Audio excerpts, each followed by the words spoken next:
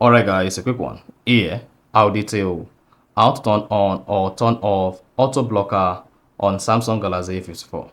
So if you have the A54 in the A series and now you want to disable or enable the auto blocker feature, then here's a video for you. So if at the end of this you found this offer informative, please don't forget to like and then subscribe. Now the first thing you want to do is go ahead and open the settings application.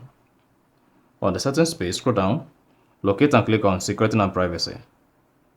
Now scroll down the security and privacy page and then locate auto blocker, click on it.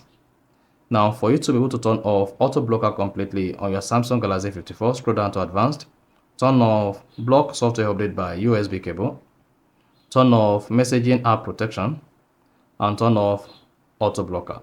Then you should see a port that says turn off auto blocker, turn that off, and then you're good.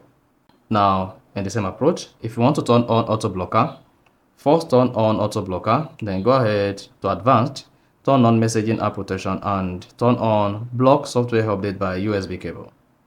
And that is it. So that's exactly how to turn on or turn off auto blocker on Samsung Galaxy A54. So if you found this offer informative, please don't forget to like and then subscribe.